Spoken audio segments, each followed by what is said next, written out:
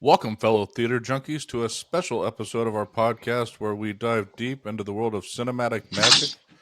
I'm your fill-in host, Jeremy, for today's episode, and I'm here with Josh today. Aaron's actually out of town. He's actually in Brazil at the moment, so he's having probably more fun than we're having today. Oh yeah, I'm sure. And we couldn't be more excited to explore the much-anticipated sequel, Dune Part Two, tonight.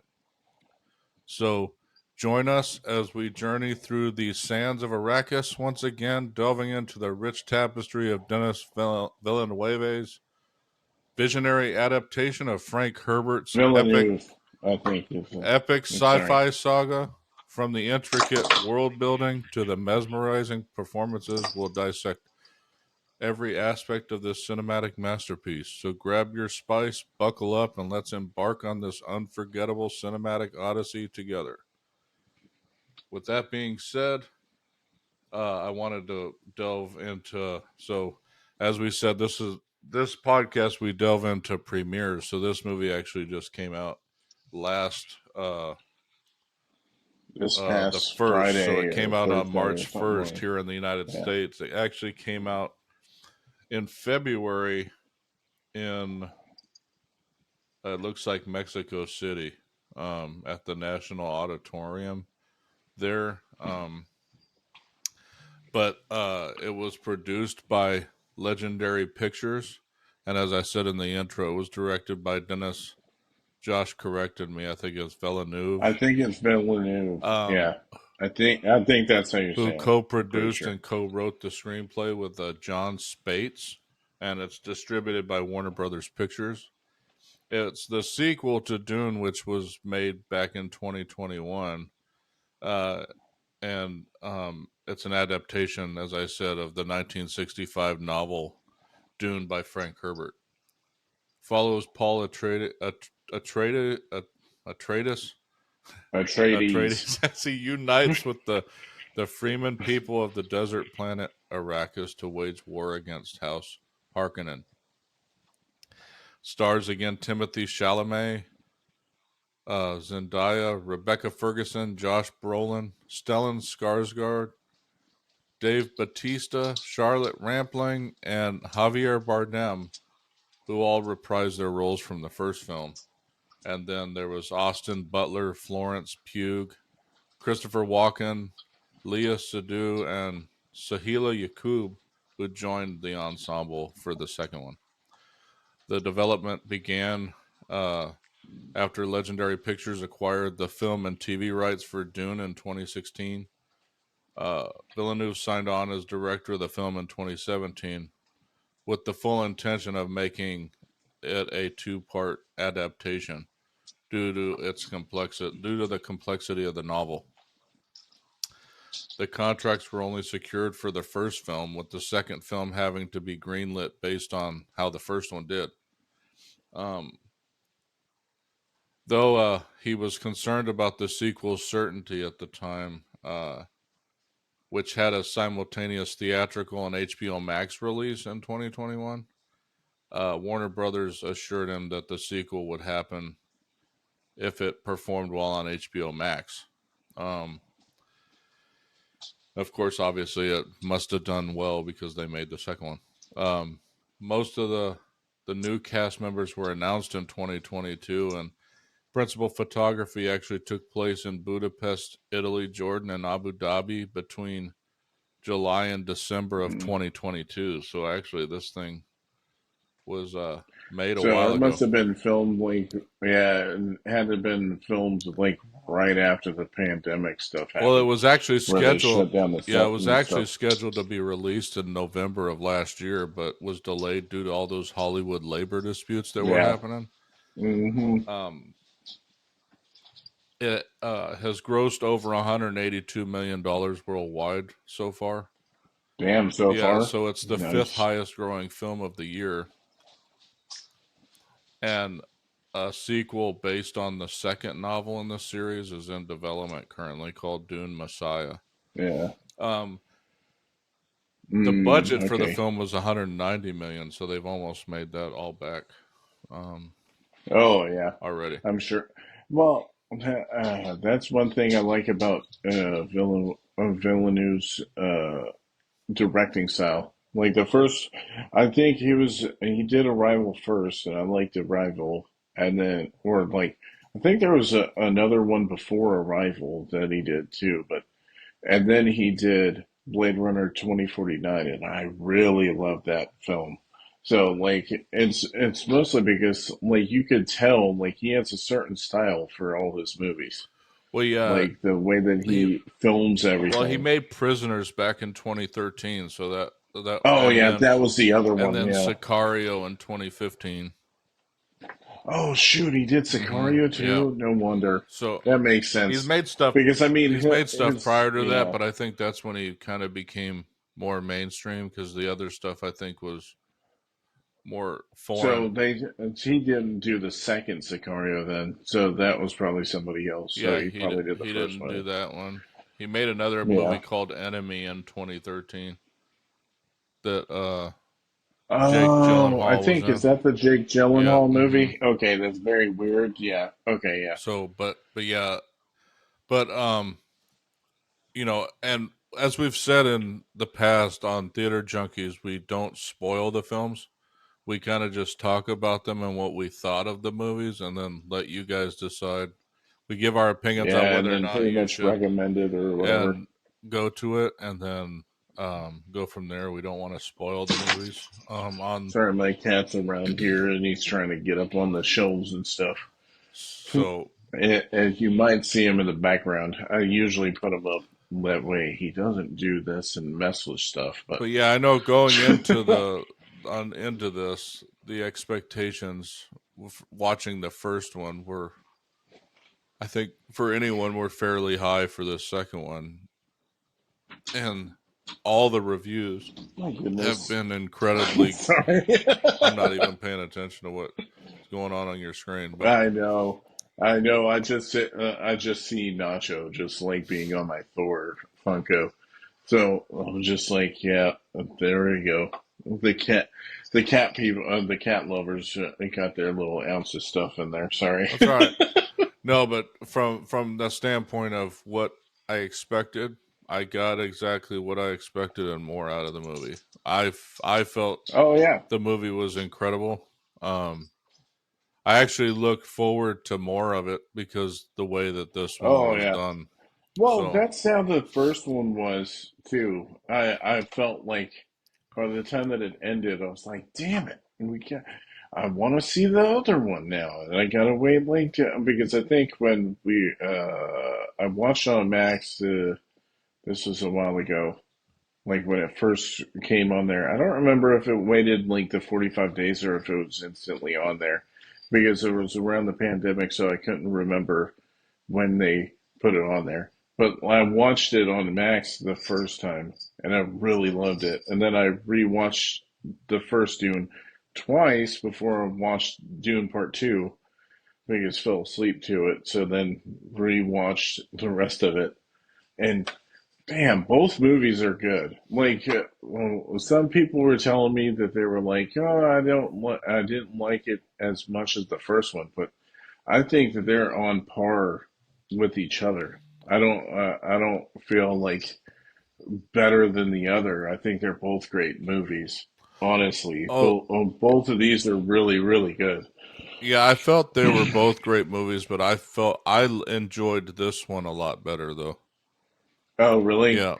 See, like I don't like. I mean, there was some really And I good think it was scenes in it, because and I love. I think the first one was more of a setup for this one.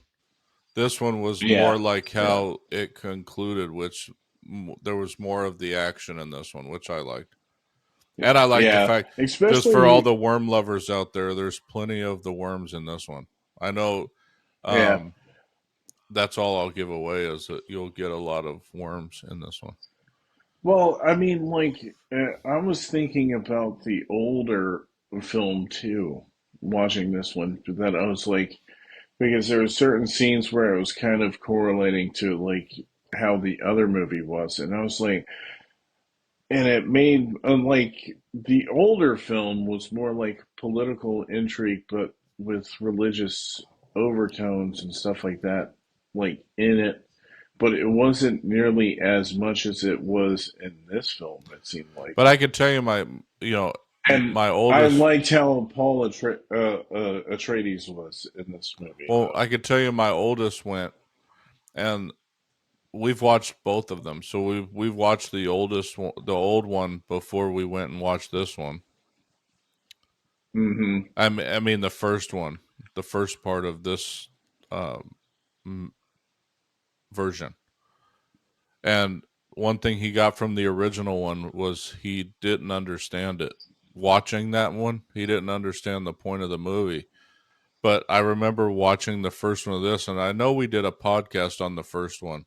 I think it might have been Yeah, during Sci-Fi Graveyard. I think. Um, Yeah, I'm pretty sure it was but probably on Sci-Fi Graveyard because I think we talked about both the old Dune and the new yeah, Dune because on I it. I talked think about I'm pretty sure. because one thing I mentioned during that one was the same thing that was mentioned by him in this one was that you understood what spice was with these. You understood what the point of it was, and you understood just what was going on with this version compared to the older one. And Yeah, so he really liked the movie a lot too, and I highly suggest watching it. yeah, And especially in the theaters yeah, too. hmm I like because I know lately the past few movies I've been kind of like don't watch them in like some of them I've been like don't watch it in theaters. Like Madam Web was the last one that we're talking about. Definitely watch this one in theaters because it was especially if you probably have IMAX. If you have an IMAX theater around, you should probably watch it there because it'd probably be a lot cooler of an well, we experience too, watched it like in what's watching it out called there. at the Regal Premium Experience is what it's called. It's like RPX, which it's like the if you don't have a RPX theater for Regal, AMC has their Dolby Cinema theater. It's kind of comparison to that. It's got the bigger screen, not fully IMAX or anything, but it's got Dolby Atmos sound. So Okay. we got a very good experience from that. So yeah, I would suggest even standard like going to the regular theater would be fine, but if you can watch it in IMAX or even your premium experience where you have the Dolby Atmos version, see it that way because the sound is even really good in the movie. Um Yeah. so um yeah. And it is very heavy for a movie because it's 2 hours and 46 minutes long. So, like, when I watched it, it was at 9 o'clock. And then, of course, with trailers, I didn't get out of the movie theater until like 12:30. But at the same time it's one of Or I those made it movies at home at it's one of those 12:30. I'm movies like, that you could watch the entire 3 hours and not like oh yeah, get bored. especially it's very brisk. Yeah, like it's not like everything goes like, especially in this one, it felt like everything was building to a crescendo, which is different from like the last film because it was kind of like it definitely teased the hell out of you. And this one, they kind of teased more stuff like another sequel and stuff. But I think if they're doing all these books, like especially if they do all the books, that would be pretty dope. But like they have a lot of different books that they could do. I think I don't remember how many is in the series, but I know it's over like 9 or 10 books. I think. Well, it's like, And I could see this if there were that many. I haven't really looked into like the background of the novels or anything, but um you could have seen this being it's funny that this never became like a possible Star Wars competitor because I yeah, could see it yeah, because I mean, um the only difference really is mostly, but I mean, also at the same time, it is very political in Star Wars too, or at least the earlier the prequel movies were a lot about political stuff in it. So I mean, I get what you mean. Like this one, the only difference was is that this one had like super high references to like a higher power and stuff like that, or like the one kind of reminds you of like the Matrix or something to a degree. well yeah, but I mean But like but this, it's like it's kind of you always have the the hero, which the hero in this is Yeah. Paul, right? But like there's so I looked it up. There's 6 books, Dune, and then Oh, okay. Dune Six books Messiah, total. which that's the one that there's. It sounds like they're making another one based on that book now. Mm-hmm. Um, then there's Children of Dune, God Emperor of Dune, Heretics of Dune, and then Chapter House Dune. So Okay. Okay, so Chapter House must be from like one of the Grace Houses things or something. I don't know. What but all I know for sure is that I really enjoyed it and I want to I want to like watch the third one already. And not many movies do that to me, especially anymore. But I mean, I wish that they made another sequel to Blade Runner 2049 too. Like, because I really love that film too. So I mean, there's some other movies that I probably need to check out from him. I don't know. I heard Enemy was very weird, but yeah, I've wanted we to could try. watch Arrival, but I haven't watched it yet, Oh, it is really and I've good. never It's seen the really good. Blade Runner movie either. Like so, The original the one no, or well, the I saw the sequel? original years ago. I'd have to rewatch it, but no, the 2049 one. I've never seen it. Oh, it's I wouldn't say it's Jared Leto's like one of his best ones. I think Dallas Buyers Club is probably Jared Leto's best one for that, but like he doesn't do bad in it, but it's really good with Ryan Gosling in it. Like he plays like he acts great in the movie, in my personal opinion. But I mean the colors are great and very cyberpunky, so it's supposed to have like vibrant colors and stuff like that. So like it's just like it blends well to like the like that's one thing that the director knows how to do well. I think he knows how to tell a great story, great cinematography and all that stuff. Like I think he knows like his vision for whenever Well, he's that's what doing I these was gonna films. say. Watching this movie, and and I've seen like bits and pieces of Blade Runner. The whoever he has, and I don't even know if it's the same person, but the cinematography that he does in his movies is very nice. So, Yeah, that's what I'm so saying. Like, and it has like a certain vibe. Like, there's certain directors, like it's that person directing yeah. it. And it's like his movies are like this a lot of the time. Like, So like, uh, so the dude that did the cinematography for Dune Part Two was also the same one that did it for Dune, but he also did it for Zero Dark 30, Lion, Rogue that One, makes sense. Vice, Okay, the Batman, so the latest Batman movie, the latest Batman. and Yeah. the Creator. So, and it Oh, okay, sounds that like makes he sense actually too. did the Mandalorian on TV.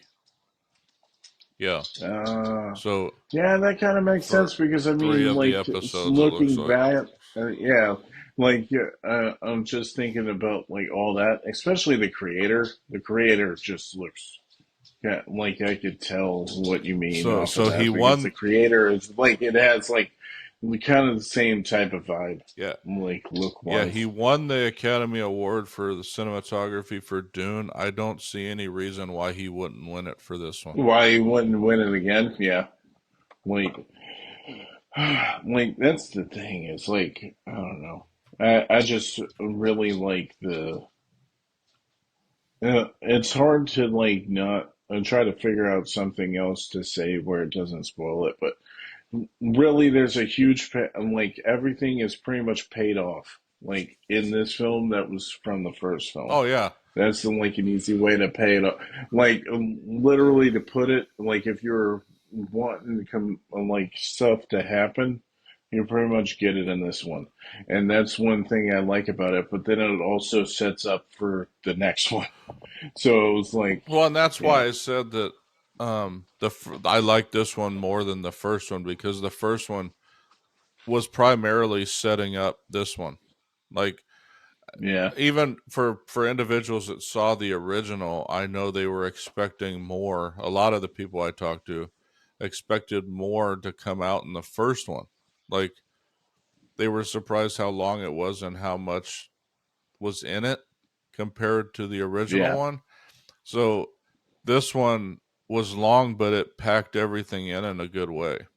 The first one I Hmm. felt Well, was a good supposedly, movie, but it was like yeah, set up. I think I mentioned it. Zendaya wasn't really in the first one that much, but yet all the trailers yeah, kind of showed her as if she was a main star in it, and she was barely in it in the first one. This one, she was in most of it. So, yeah. so I would understand her being in the trailer for the second one. But the first one, I never, in retrospect, when I saw the trailer and then watched the movie, that's one thing that didn't make a lot of sense to me. It's almost like she was the draw, but she wasn't a main Well, I character mean, in we that one. talked about it with Madam Web too. Is that literally they showed some of these people like cast on the bill, and then they were in the movie for like 5 minutes. Mm-hmm.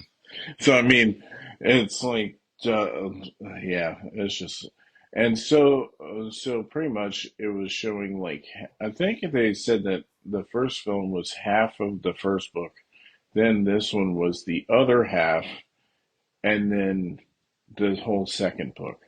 And that makes sense. That's why it was a little bit longer, but it didn't really feel like they were trying to pack in too much stuff.